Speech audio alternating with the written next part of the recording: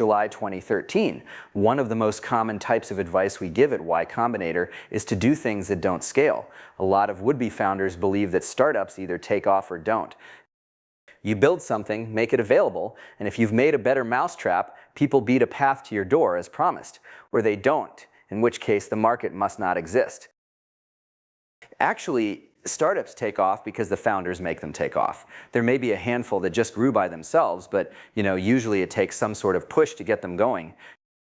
A good metaphor would be the cranks that car engines had before they got electric starters. Once the engine was going, it would keep going, but there was a separate and laborious process to get it going. Recruit. The most common unscalable thing founders have to do at the start is to recruit users manually. Nearly all startups have to. You can't wait for users to come to you. You have to go out and get them. Stripe is one of the most successful startups we funded, and the problem they solved was an urgent one. If anyone could have sat back and waited for users, it was Stripe. But in fact, they're famous within YC for aggressive early user acquisition.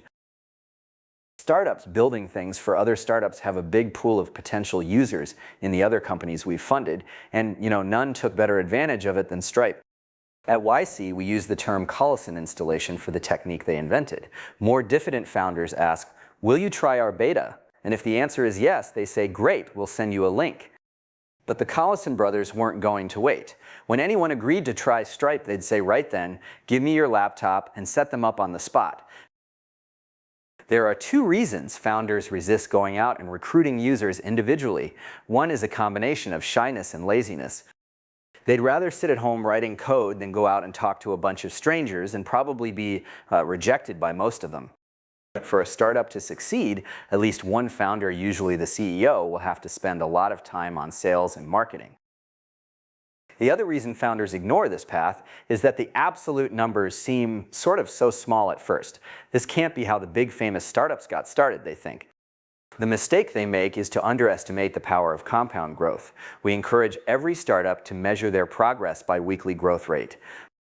If you have 100 users, you need to get 10 more next week to grow 10% a week. And while 110 may not seem much better than 100 if you keep growing at 10% a week, you'll be surprised how big the numbers get. After a year, you'll have 14,000 users, and after 2 years, you'll have 2 million. You'll be doing different things when you're acquiring users 1,000 at a time, and growth has to slow down eventually.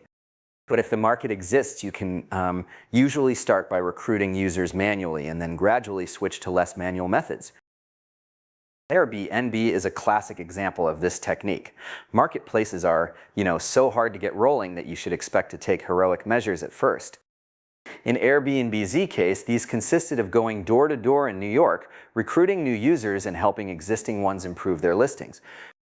When I remember the Airbnbs during YC, I picture them with rolly bags because when they showed up for Tuesday dinners, they'd always just flown back from somewhere. Fragile. Airbnb now seems like an unstoppable juggernaut, but early on it was so fragile that about 30 days of going out and engaging in person with users made the difference between success and failure. That initial fragility was not a unique feature of Airbnb. Almost all startups are fragile initially. And that's sort of one of the biggest things inexperienced founders and investors and reporters and know-it-alls on forums get wrong about them. They unconsciously judge larval startups by the standards of established ones. They're like someone looking at a newborn baby and concluding there's no way this tiny creature could ever accomplish anything. It's harmless if reporters and know-it-alls dismiss your startup. They always get things wrong. It's even okay if investors dismiss your startup. They'll change their minds when they see growth. The big danger is that you'll dismiss your startup yourself. I've seen it happen. I often have to encourage founders who don't see the full potential of what they're building. Even Bill Gates made that mistake. He returned to Harvard for the fall semester after starting Microsoft. He didn't stay long, but he wouldn't have returned at all if he'd realized Microsoft was going to be, even a fraction of the size it turned out to be.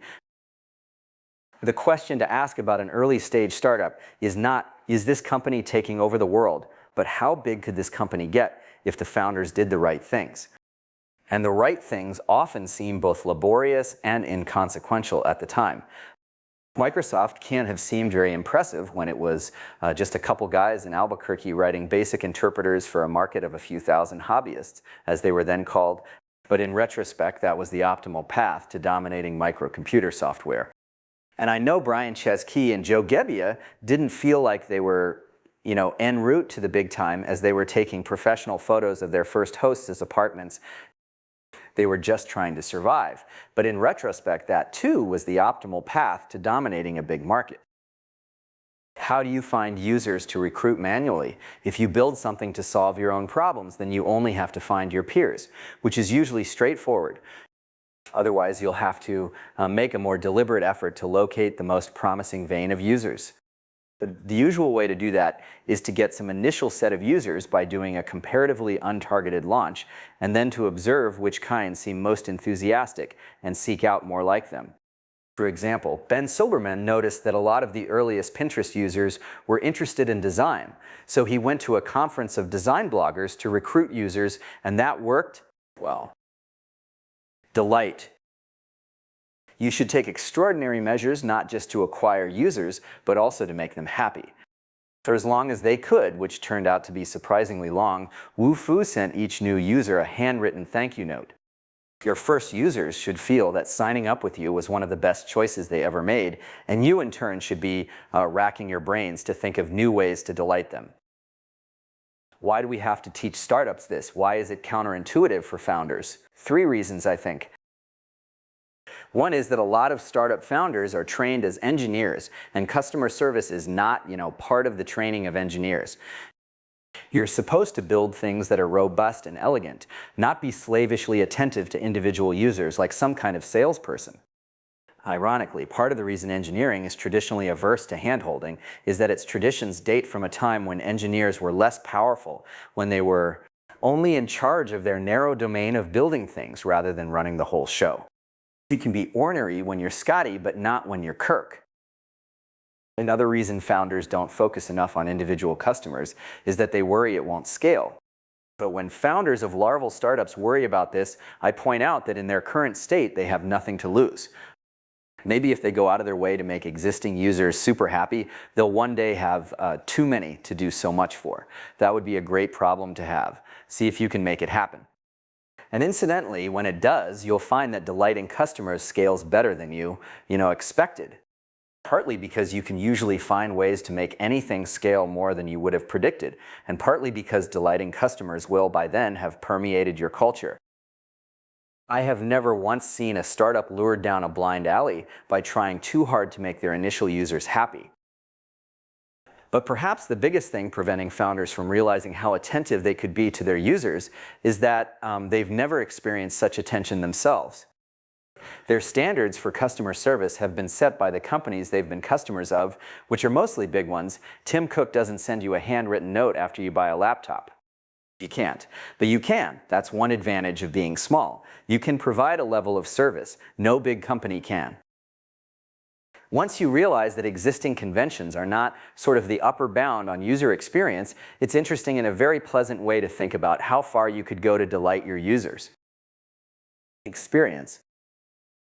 I was trying to think of a phrase to convey how extreme your attention to users should be, and I realized Steve Jobs had already done it. Steve wasn't just using insanely as a synonym for very. He meant it more literally, that one should focus on quality of execution to a degree that in everyday life would be considered pathological. All the most successful startups we've funded have, and that probably doesn't surprise would-be founders. What novice founders don't, get is what insanely great translates to in a larval startup. When Steve Jobs started using that phrase, Apple was already an established company. He meant the Mac and its documentation and even packaging, such as the nature of obsession, should be insanely well designed and manufactured. That's not hard for engineers to grasp.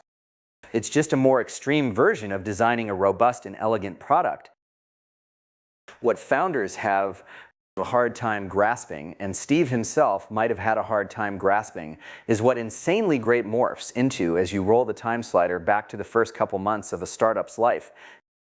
It's not the product that should be insanely great, but the experience of being your user. The product is just one component of that. For a big company, it's necessarily the dominant one. But you can and should give users an insanely great experience with an early incomplete buggy product if you make up the difference with attentiveness. Can, perhaps, but should, yes. Over-engaging with early users is not just a permissible technique for getting growth rolling. For most successful startups, it's a necessary part of the feedback loop that makes the product good. Making a better mousetrap is not an atomic operation. Even if you start the way most successful startups have, by building something you yourself need, the first thing you build is, never quite right. And except in domains with big penalties for making mistakes, it's often better not to aim for perfection initially. In software, especially, it usually works best to get something in front of users as soon as it has a quantum of utility, and then see what they do with it. Perfectionism is often an excuse for procrastination, and in any case, your initial model of users is always inaccurate, even if you're one of them. The feedback you get from engaging directly with your earliest users will be the best you ever get. When you're so big you have to resort to focus groups, you'll wish you could go over to your users' homes and offices and watch them use your stuff like you did when there were, only a handful of them. Fire. Sometimes the right unscalable trick is to focus on a deliberately narrow market. It's like keeping a fire contained at first to get it really hot before adding more logs. That's what Facebook did. At first it was just for Harvard students. In that form, it only had a potential market of a few thousand people, but because they felt it was really for them, a critical mass of them signed up. After Facebook stopped being for Harvard students, it remained for students at specific colleges for quite a while. When I interviewed Mark Zuckerberg at Startup School, he said that while it was a lot of work creating course lists for each school, doing that made students feel the site was their natural home. Any startup that could be described as a marketplace usually has to start in a subset of the market, but this can work for other startups as well. It's always worth asking if there's a subset of the market in which you can, get a critical mass of users quickly. Most startups that use the contained fire strategy do it unconsciously. They build something for themselves and their friends, who happen to be the early adopters, and only realize later that they could offer it to a broader market. The strategy works just as well if you do it unconsciously. The biggest danger of not being consciously aware of this pattern is for those who naively discard part of it. For example, if you don't build something for yourself and your friends, or even if you do, but you come from the corporate world and your friends are not early adopters, you'll no longer have a perfect initial market handed to you on a platter. Among companies, the best early adopters are usually other startups. They're more open to new things both by nature and because, having just been started, they haven't made all their choices yet. Plus, when they succeed, they grow fast, and you with them. It was one of many unforeseen advantages of the YC model, and specifically of making YC big, that B2B startups now have, an instant market of hundreds of other startups ready at hand. Maraki. For hardware startups, there's a variant of doing things that don't scale that we call pulling a Meraki. Although we didn't fund Meraki, the founders were Robert Morris's grad students, so we know their history. They got started by doing something that really doesn't scale, assembling their routers themselves. Hardware startups face an obstacle that software startups don't. The minimum order for a factory production run is usually several $100,000. Which can put you in a catch-22. Without a product, you can't generate the growth you need to raise the money to manufacture your product. Back when hardware startups had to rely on investors for money, you had to be, pretty convincing to overcome this. The arrival of crowdfunding, or more precisely, pre-orders, has helped a lot. But even so, I'd advise startups to pull a Meraki initially if they can. That's what Pebble did. The Pebbles assembled the first several hundred watches themselves. If they hadn't gone through that phase, they probably wouldn't have sold $10 million worth of watches when they did go on Kickstarter.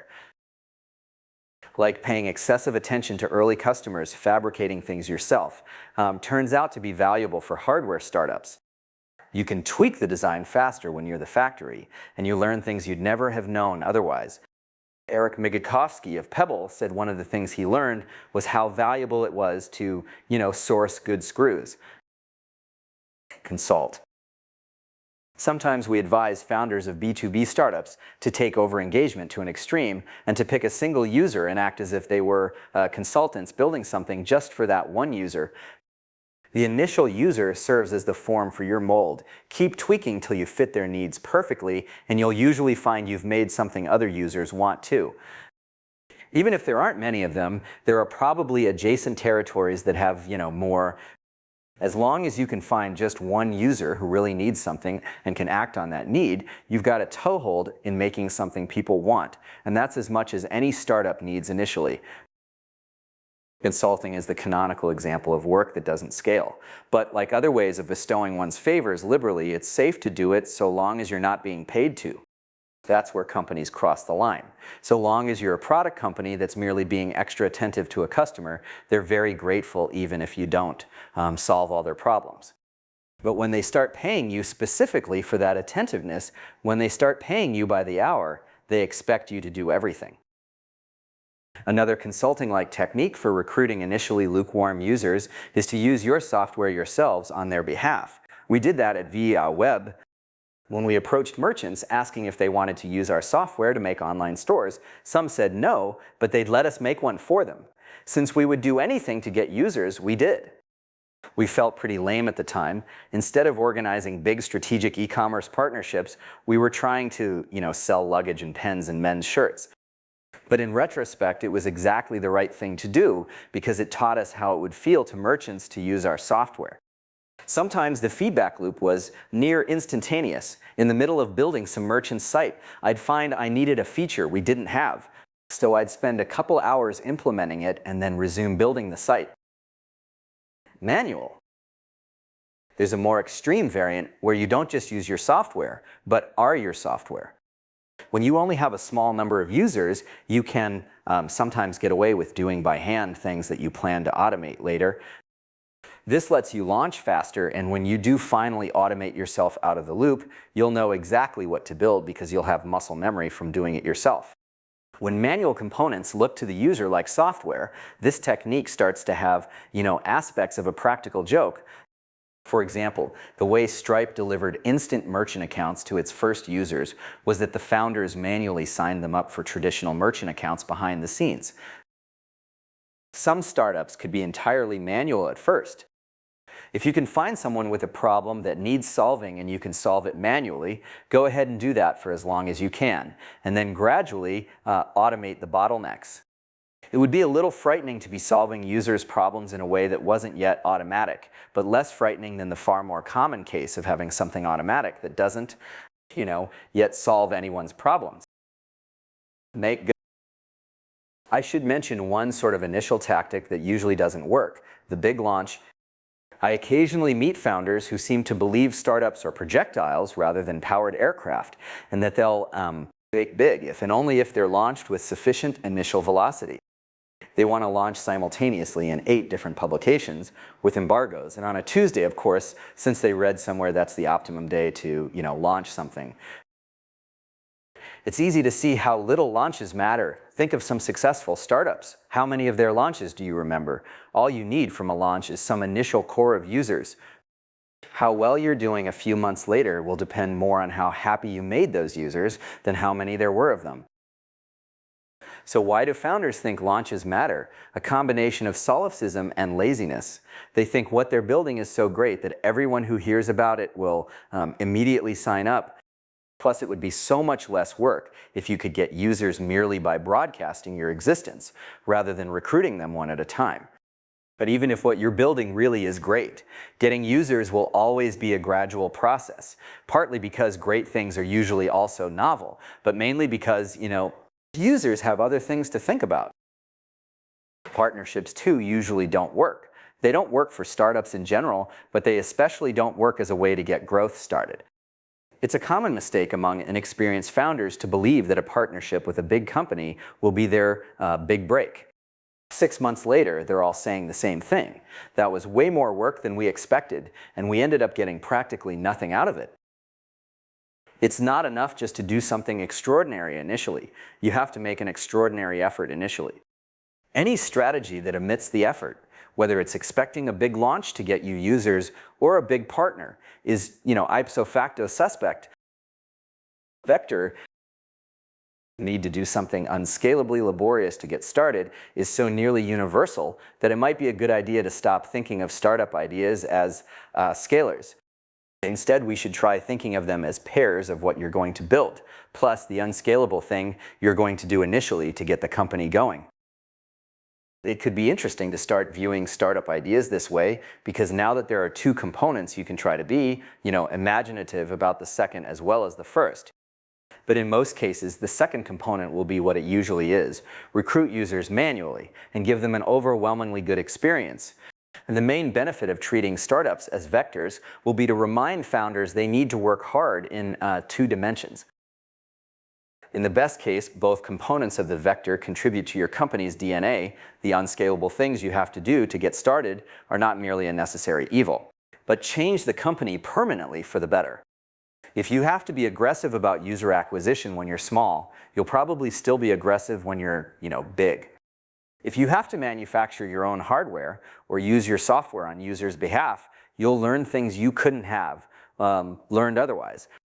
And most importantly, if you have to work hard to delight users when you only have a handful of them, you'll keep doing it when you have a lot. Footnote.